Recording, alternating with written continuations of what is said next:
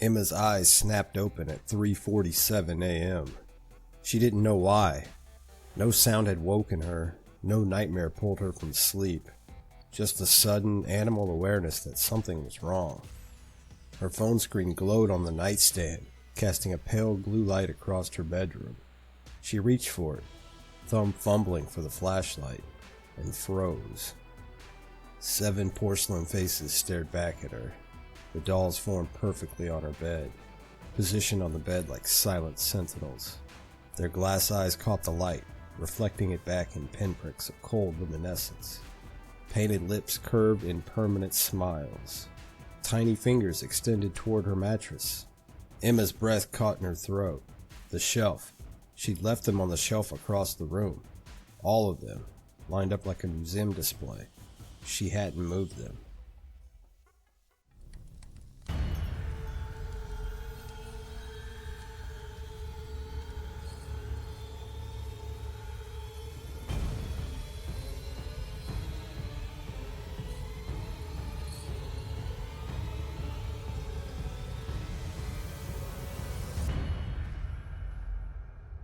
Welcome to the Haunted Horror Half-Hour horror stories that haunt your mind. The funeral home smelled like carnations and lies. Emma signed the guest book with her mother's maiden name, Ruth Blackwood, written in calligraphy at the top of the page, and tried to remember the last time she'd actually spoken to the woman in the casket. 5 years? 6? The memory felt slippery, like trying to hold water.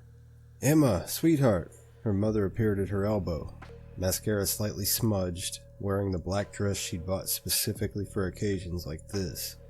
"There's something we need to discuss, about the will." Emma followed her mother through the funeral home's cramped hallways, past rooms full of strangers who'd apparently known her grandmother better than she had.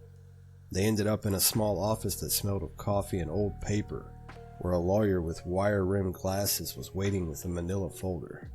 "Your grandmother left specific instructions," the lawyer said, sliding a document across the desk.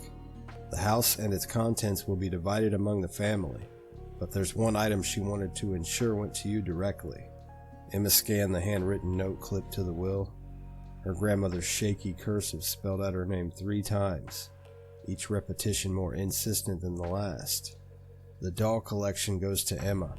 Emma must keep them. Emma must keep them in her bedroom." "What doll collection?" Emma looked up at her mother, whose expression had gone carefully neutral, the same look she'd worn when Emma was 12 and asked why they never visited Grandma Ruth's house. "Your grandmother collected porcelain dolls," her mother said quietly. "Victorian era, mostly. Several of them.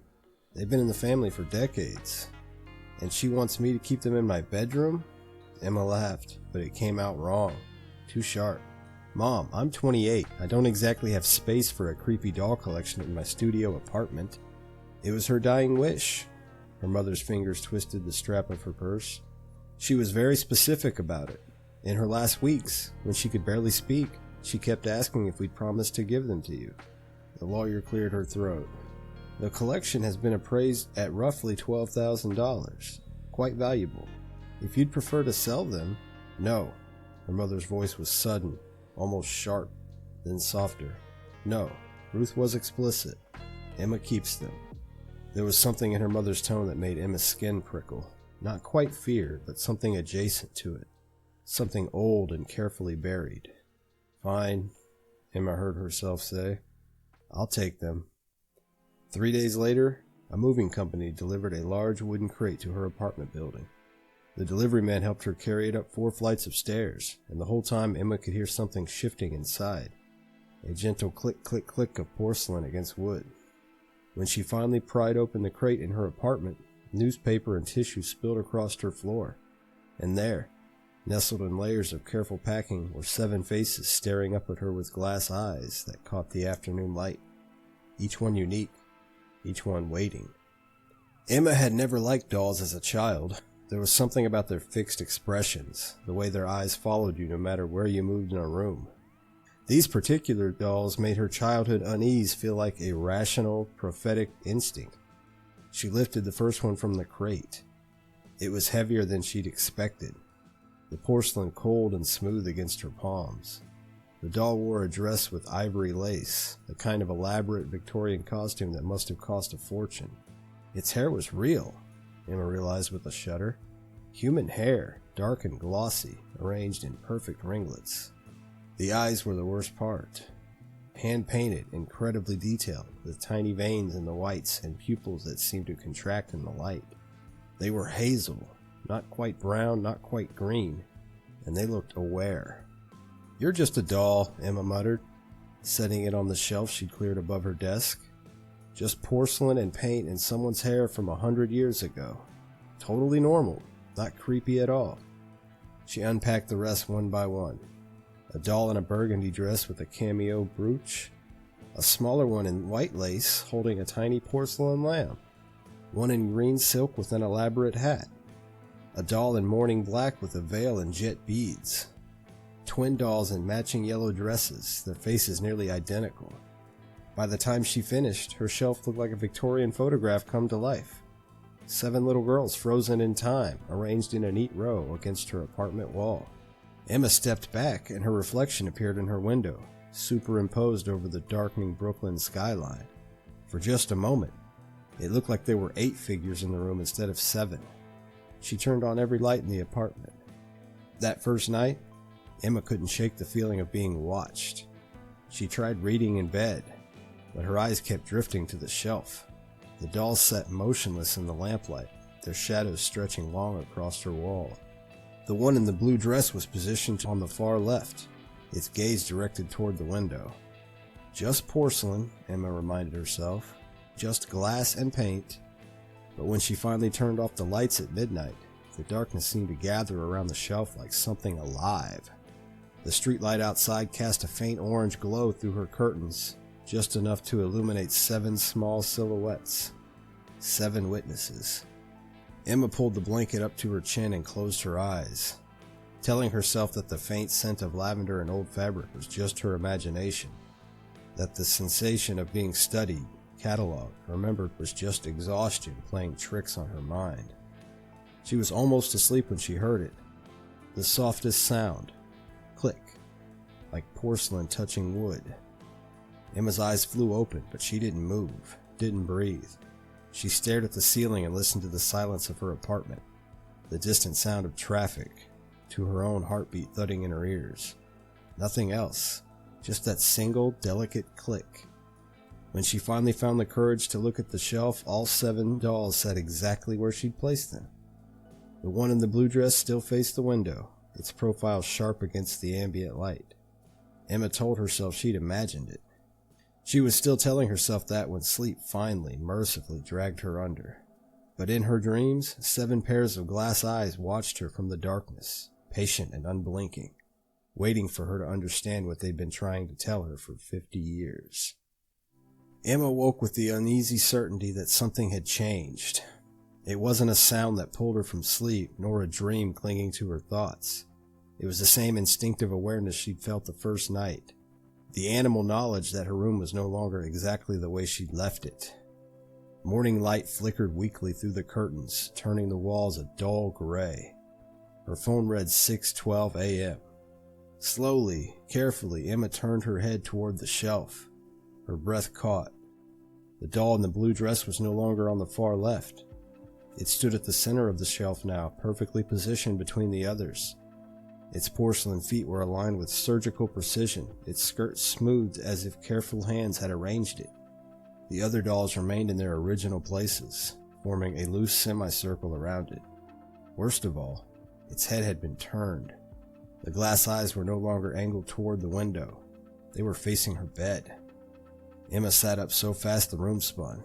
Her heart slammed against her ribs as she stared, counting again. 1, 2, 3, 4, 5, 6, 7. All there. All wrong. "No," she whispered. "No, that's not..." She threw back the covers and crossed the room in 3 uneasy steps. Up close, the change was undeniable. The blue dress doll's neck was angled just slightly, enough to give the impression of intent, of attention. Emma reached out and touched its shoulder. Cold, solid, heavy. She moved it back to its original spot, pressing it firmly into place. Then she stepped back, scanning the shelf for any sign of disturbance. Scratches, dust marks, anything that might suggest she'd sleepwalked. Nothing. Her cat Oliver blinked up at her from the front of the bed, unimpressed. He hadn't knocked anything over. He couldn't have lifted the doll even if he'd tried. Okay, Emma muttered, rubbing her temples. Okay, new apartment, new stress, creepy inheritance. This is how horror movies start, and I refuse. She went to work exhausted, replaying the image of the doll's turned head over and over. By the time she returned that evening, embarrassment had replaced fear.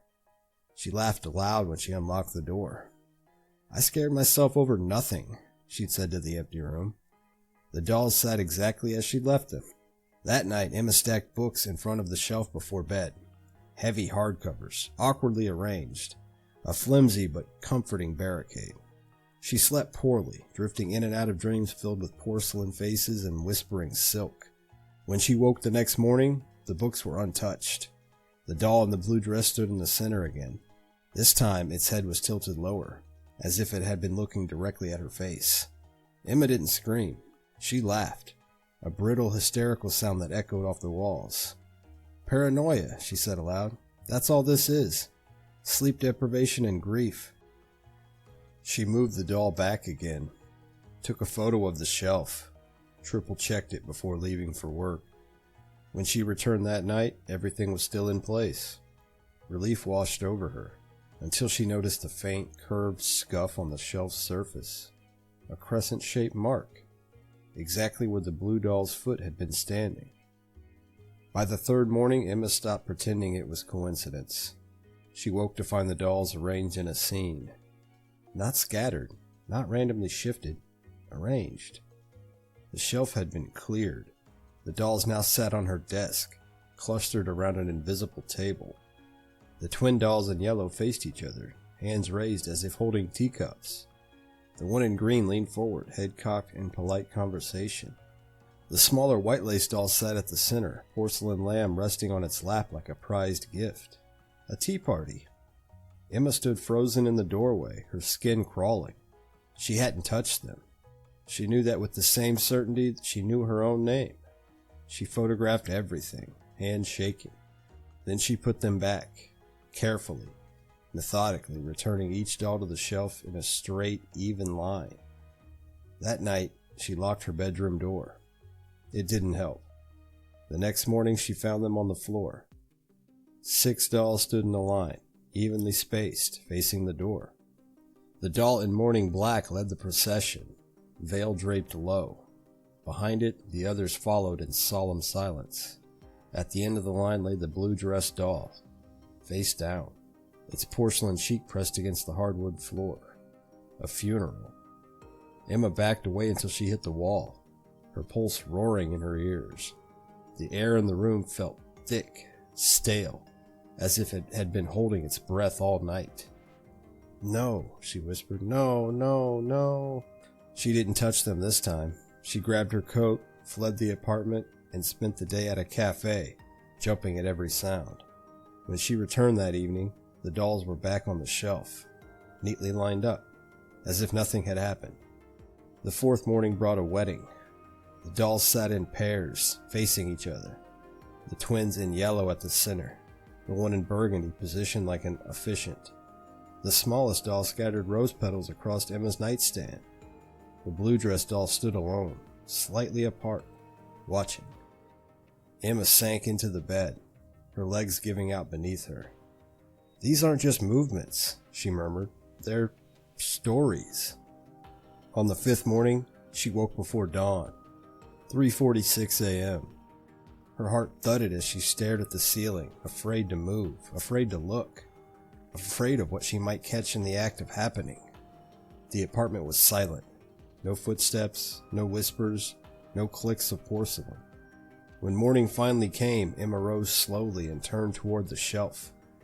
The dolls were arranged in a perfect semicircle, facing her bed. Every single one. Their glass eyes caught the pale light, reflecting it back in dull, watchful pinpoints. It felt less like being observed and more like being evaluated, like she was the subject of an examination she hadn't agreed to. That was when Emma made a decision. She set her phone on her dresser that night, propped against a stack of books. She plugged it in, angled the camera toward the shelf, and opened the recording app. "If this is a prank," she said shakily, staring into the lens, "I'll know. And if it's not..." She didn't finish the sentence. She hit record at 11:58 p.m. and climbed into bed without turning off the lights. Sleep came reluctantly. As consciousness faded, Emma thought she heard something. A soft, imperceptible sound, like fabric brushing against porcelain. Click. Her eyes flew open. The doll sat motionless on the shelf, recording, waiting. As somewhere deep in her bones, Emma felt the weight of a truth she wasn't ready to face yet. Whatever the dolls were showing her, they were building towards something. The sun had barely begun to crawl over the Brooklyn skyline when Emma lunged for her phone. Her hands, slick with cold sweat that hadn't broken since 3 a.m., fumbled with the device. The recording app showed a file duration of 7 hours and 12 minutes. She didn't look at the dolls yet. She couldn't. Instead, she huddled over her duvet, the blue light of the screen illuminating her pale, sunken features. She scrubbed through the footage, the slider bar moving past hours of her own restless sleep. At 12:45 a.m., she saw herself turn over. At 2:15 a.m., Oliver the cat jumped off the bed and vanished toward the kitchen. Then came 3 a.m. As the digital clock on the screen ticked from 2:59:59 to 3 o'clock, the video feed didn't just flicker, it died. A wall of gray and white static erupted across the screen, accompanied by a high-pitched rhythmic hum that sounded like 1,000 tiny fingernails tapping on glass. "No, no, no," Emma whispered, her thumb frantically dragging the slider. 3:15 a.m., static. 3:30 a.m., static. 3:45 a.m., static. The image snapped back into focus at exactly 4:01 a.m. The room was silent. The camera hadn't moved an inch, but the shelf was empty. Emma lowered the phone, her heart a frantic bird trapped in the cage of her ribs. Slowly, she looked toward the corner of her room. In the far corner, tucked away from the sunlight, sat her grandmother's old velvet rocking chair, an heirloom she'd moved into the corner to hold her discarded coats. She hadn't cleared it. She hadn't touched it. The coats were now piled neatly on the floor. The 7 dolls were arranged on and around the chair. The doll in the burgundy dress and the twins in yellow were perched on the armrest, their bodies angled inward. The mourning doll sat on the headrest, her veil draped over the back like a shroud. But it was the blue dress doll that stopped Emma's breath. It was positioned in the center of the seat, its porcelain hands resting on the velvet, its head tilted back at an impossible angle. It wasn't looking at Emma. It was looking at the empty space in front of the chair, its glass eyes fixed on a point about 4 feet off the ground. The other dolls weren't looking at the blue doll either. They were all staring at the same empty space, their faces frozen in an expression of rapt, terrifying attention. They weren't just moving. They were audience members. They were watching a performance that Emma couldn't see. "What are you remembering?" Emma's voice cracked. She approached the chair, the click-click of her own footsteps sounding deafeningly loud. As she reached out to grab the blue dress doll, her foot brushed against something hidden beneath the chair's ruffled skirt. She reached under and pulled out a small, flat object. It was a book, bound in cracked black leather with a tarnished brass lock holding it shut. Emma recognized the handwriting on the cover immediately, the same shaky, inconsistent cursive from the will. Ruth. The air in the room suddenly felt 50 degrees colder. Emma looked from the locked journal to the dolls. For the first time, she didn't see toys. She saw a circle of witnesses waiting for the testimony to begin. Emma didn't go to work. She couldn't leave the apartment with that journal sitting on her kitchen table like a live grenade. The lock was old, the metal brittle with age. It took only a firm twist with a pair of needle-nose pliers for the mechanism to snap. The sound, a sharp metallic crack, echoed through the studio, followed immediately by a soft thud from the bedroom. Emma froze. waiting for the sound of porcelain feet on hardwood. Silence followed. She opened the journal. The early entries were mundane: recipes for elderberry wine, complaints about the local butcher, notes on the weather in 1952. But as Emma flipped through the yellowed pages, the handwriting began to change. The elegant loops became jagged, the ink often smudged as if the writer's hands had been shaken. June 12, 1952, one entry began. The house is too quiet. Mother says it's a blessing, but I can still hear the water. Even when the windows are shut, I hear the creek. Emma frowned. Her mother had never mentioned a creek near the family home. She skipped ahead. July 4th, 1952. They still haven't found her. They look in the woods, they look in the town, but they don't look where the glass eyes are. I put them on the shelf so they would stop following me, but they don't stop. They see. They are the only ones who remember what I did to Sarah. The name Sarah hit Emma like a physical blow. She searched her memory. Birthdays, holidays, funerals. There was no Sarah in the Blackwood family. No aunt, no cousin, no distant relation. July 15th, 1952. Sarah's doll is the worst. The one in the blue dress. I tried to throw it in the water with her, but it was back on the shelf by morning. It sits in the center now. It leads the others. They are building the scenes again. They are showing me the tea party we had before I took her to the edge. They are showing me the way she looked when the bubbles stopped. Emma dropped the journal, the leather cover hitting the table with a hollow sound. Her breath was coming in short, jagged gasps. The tea party, the funeral procession, the wedding that looked more like an officiated disappearance. The dolls weren't playing. They were testifying. Emma looked toward the bedroom door. From her vantage point at the kitchen table, she could see the reflection in the bathroom mirror. The dolls were no longer in the rocking chair. She stood up, her legs feeling like water. She walked to the doorway, her eyes fixed on the mirror. The dolls had moved back to the center of the room. They weren't in a circle anymore. They were arranged in a line, leading from the bed toward the bathroom. The doll in the blue dress, Sarah's doll, was at the very front of the line. Its head was turned completely around, a full 180 degrees, so it was looking directly at Emma as she stood in the doorway. Its painted mouth, which Emma had once thought was a curved and permanent smile, now looked like a jagged wound of frozen grief.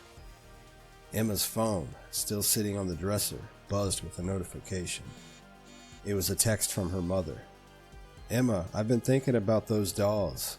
I shouldn't have forced them on you. There are things about your grandmother, things I didn't want to tell you until I was sure. Please don't look too closely at them. Just put them in a box. I'm coming over. Emma looked from the phone to the blue dress doll. What did she do? Emma whispered to the room. In response, the smallest doll, the one in the white lace, tipped forward. It didn't fall. It leaned, its porcelain hand pointing toward the bathroom door, where the tub sat empty and cold. The click of its hand hitting the floor was the only answer Emma received. Emma stood outside her apartment door for a full 3 minutes before she could bring herself to turn the key. She'd left that morning in a panic, her mother's text message still burning in her mind. Don't look too closely at them. But her mother hadn't arrived, hadn't called. Every attempt to reach her went straight to voicemail, each unanswered ring amplifying the dread coiling in Emma's stomach. Now it was 6:47 p.m., and the hallway light flickered overhead as if uncertain whether to illuminate what came next. The lock clicked. The door swung open. The smell hit her first. Lavender. Baby powder. Something else underneath, sweet and cloying, like milk left too long in the sun. No, Emma breathed, but her feet carried her forward anyway. Her studio apartment looked wrong. The afternoon light filtered through the curtains at an angle that cast everything in amber and shadow, making familiar objects seem foreign. The air felt thick, humid, as if the room had been breathing while she was gone. The dolls weren't on the shelf. Emma's eyes tracked across the space, her pulse accelerating with each empty surface. Not on the desk, not by the window, not in the rocking chair. Then she saw them. They were arranged around her laundry hamper in the corner. The white wicker basket she'd been meaning to empty for days. It sat in the center of the room now, moved from its usual spot by the bathroom door. The 6 dolls formed a circle around it, positioned at even intervals like points on a compass. They weren't standing this time. They were kneeling, their porcelain knees pressed against the hardwood floor, their heads bowed toward the basket in an attitude of reverence or mourning. The smallest doll, the one in the white lace, was no longer holding its porcelain lamb. Emma's breath came in shallow gasps as she approached. Her hands trembled as she looked into the basket. The lamb sat nestled among her dirty clothes, but it wasn't alone. The doll in the blue dress, Sarah's doll, had been placed inside, wrapped carefully in Emma's favorite scarf. The cream-colored cashmere was wound around the doll like swaddling, its porcelain face just visible above the folds of fabric. Someone had positioned its arms across its chest, hands folded as if in sleep or death. Emma staggered backward, her hip colliding with her desk. The impact sent her laptop sliding, and in the sudden movement, she caught sight of her bathroom mirror.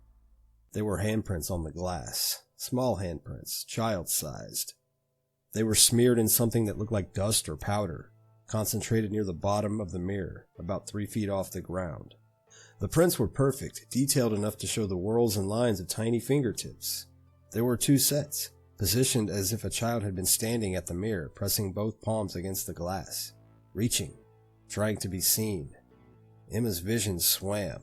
The room tilted. She grabbed the edge of the desk to steady herself, and her fingers brushed against something cold and smooth. A photograph. It had been placed face up on her keyboard, though she knew with absolute certainty it hadn't been there this morning. The image was old, the paper thick and slightly yellowed, the kind processed in a dark room decades ago. It showed 2 little girls, identical twins, maybe 6 or 7 years old. They wore matching white dresses and stood in front of a house Emma had never seen, a Victorian structure with a wide porch and gingerbread trim. One girl smiled directly at the camera, her expression bright and confident. The other girl looked away towards something outside the frame. Her face was solemn, almost wary. Both girls held dolls. Emma flipped the photograph over. On the back, in faded pencil, Ruth and Sarah, June 1952. The temperature in the room dropped so suddenly that Emma could see her breath mist in the air. The afternoon light dimmed, as if clouds had rolled across the sun, though the sky outside remained clear. Click. The sound came from the laundry basket. Emma spun around. The blue-dressed doll's head had turned inside the makeshift cradle of fabric. Its glass eyes, which had been closed a moment ago, were now open, fixed on her. And then Emma heard it. A sound she would have sworn was impossible. Humming. Soft and distant, like a melody heard through water. It was a lullaby, old-fashioned, the kind passed down through generations. Emma didn't recognize the tune, but her body did. Her skin erupted in goosebumps, every hair standing on end. The humming was coming from the bathroom. Emma's rational mind screamed at her to leave, to run, to put as much distance between herself and this apartment as physics would allow. But something else propelled her forward, the same stubborn curiosity that made her open her grandmother's journal, that made her keep the dolls despite every instinct screaming otherwise. She needed to know. The bathroom door was ajar, darkness visible through the gap. Emma pushed it open with her fingertips, her heart hammering so hard she thought it might crack her ribs. The mirror above the sink was covered in handprints, dozens of them, layered over each other in a chaos of desperate pressing. But these were different from the ones in the main room. These were smeared, dragging downward, as if someone had been clawing at the glass, trying to climb out. The humming stopped. In the sudden silence, Emma heard water dripping. She looked down at the bathtub, the old clawfoot tub that had been there when she moved in, its porcelain stained and yellow with age. There was water in it, just a few inches, but the surface rippled as if something had just disturbed it. Emma hadn't run the bath. She hadn't been in the bathroom since this morning. As she stared, transfixed, a single air bubble rose from the bottom of the tub and broke the surface with a soft pop. Then another, and another, like something underwater was breathing. Emma backed away, her shoulders hitting the door frame. She turned and ran, or tried to. Her feet tangled in something on the floor, and she nearly fell. It was her scarf, the one that had been wrapped around the doll. The laundry basket sat exactly where it had been, but the blue dress doll was gone. Emma's scream caught in her throat as she searched the apartment with wild eyes. There, on the shelf above her desk, back in its original position.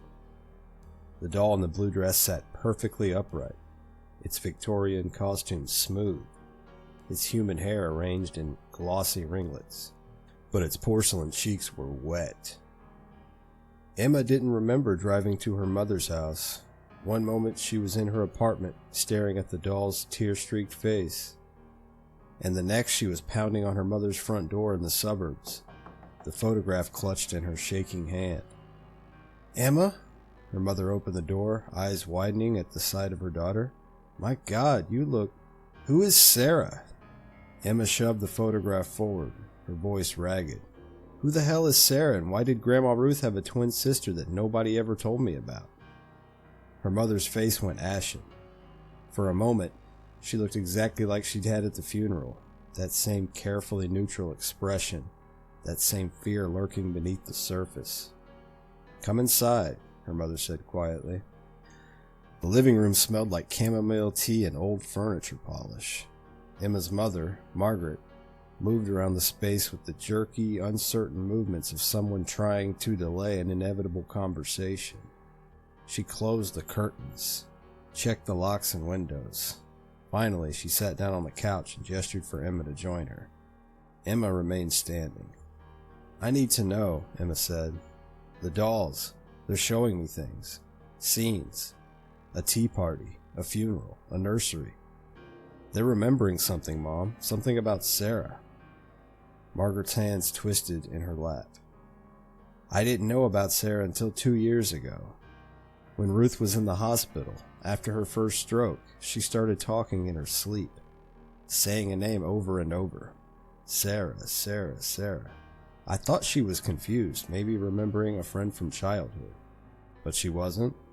No." Margaret's voice dropped to barely above a whisper. "I went through her things at the house while she was recovering. I found a birth certificate in a locked box in her attic. 2 birth certificates, actually. Twins. Born March 15th, 1945. Ruth Eleanor Blackwood and Sarah Grace Blackwood." Emma sank into the armchair across from her mother, legs finally giving out. "Twins? You're telling me Grandma Ruth had a twin sister, and our entire family just forgot about her?" "Not forgot, erased." Margaret stood and walked to a cabinet in the corner, pulling out a manila folder Emma had never seen before. "I did some research, talked to old neighbors, looked through county records. Sarah disappeared in June of 1952. She was 7 years old." Margaret handed Emma a photocopied newspaper clipping. The headline ran, "Local girl missing. Search continues." The article was brief, clinical in its details. Sarah Blackwood, age 7, had vanished from her family's property on June 10th, 1952. Last seen playing near the creek behind the house. Authorities suspected she had run away, possibly drowned, but no body was ever recovered. "They never found her?" Emma said. "No, the case went cold within weeks. The family, your great-grandparents, moved away within a year. Ruth was the only one to live to adulthood. She never spoke about Sarah. Not once, according to anyone I talked to." Emma thought of the journal entries, the shaky handwriting. "They don't look where the glass eyes are." "The dolls," Emma said suddenly.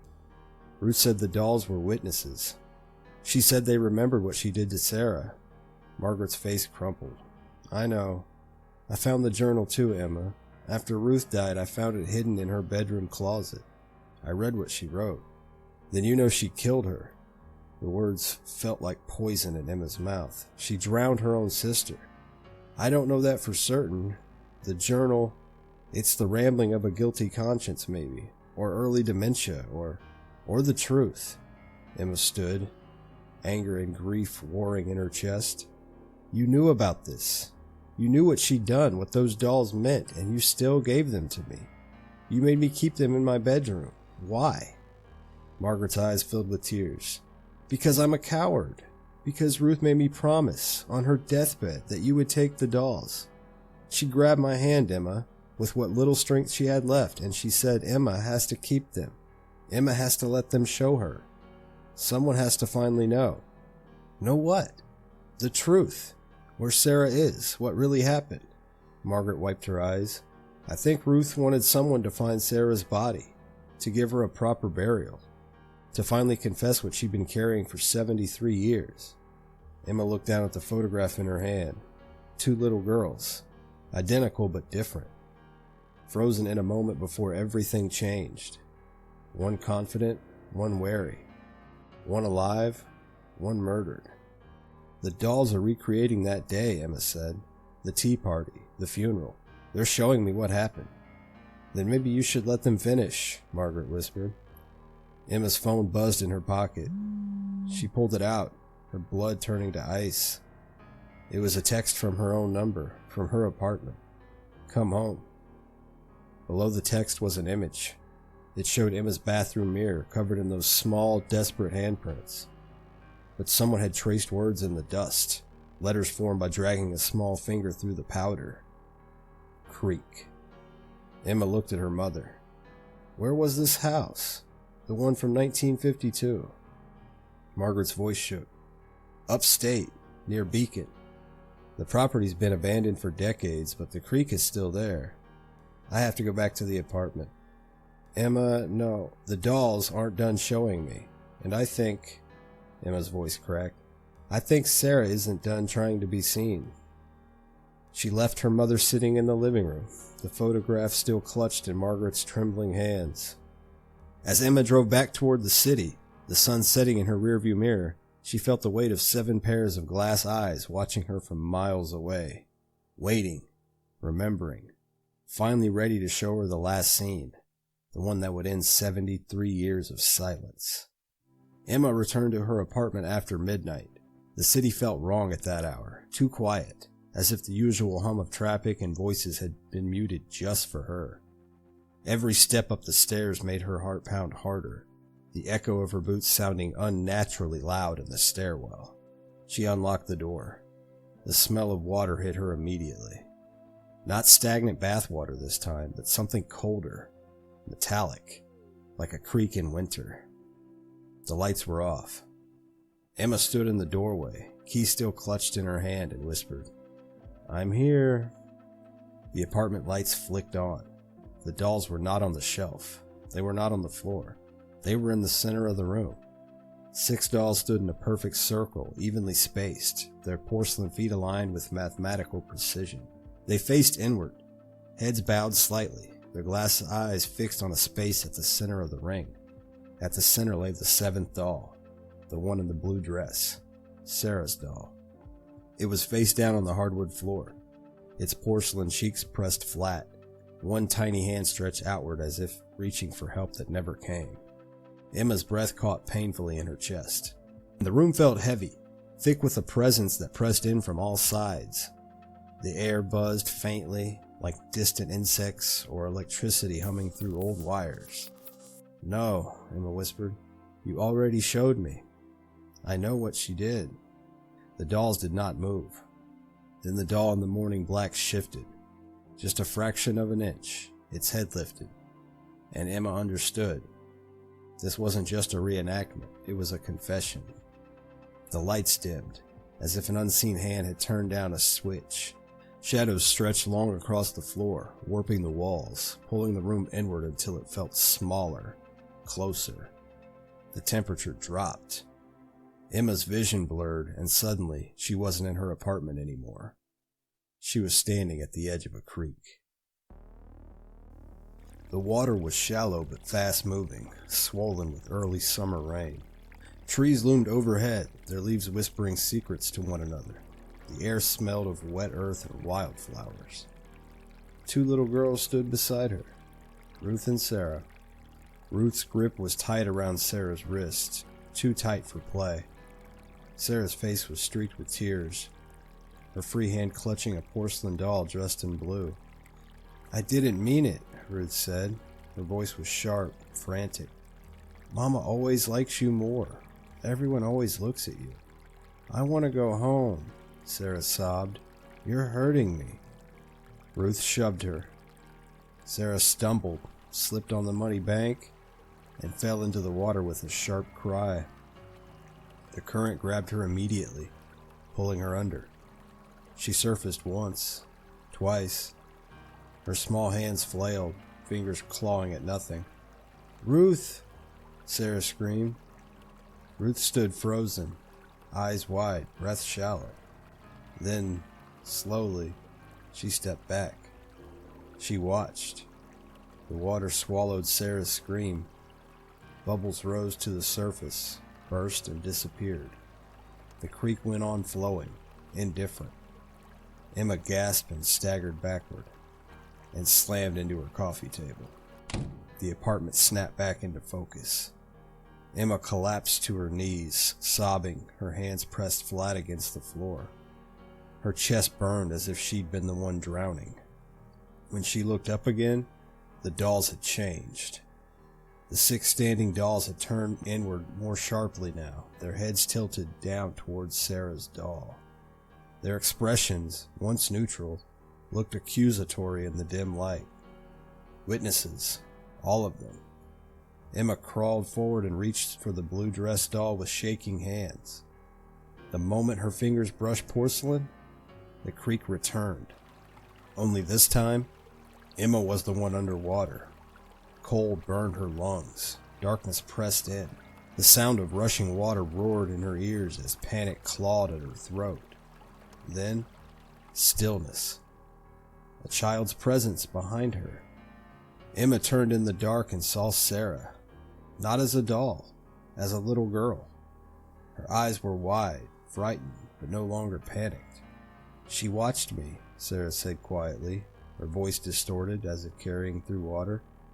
"They all did." 7 shapes hovered above them, blurred but familiar.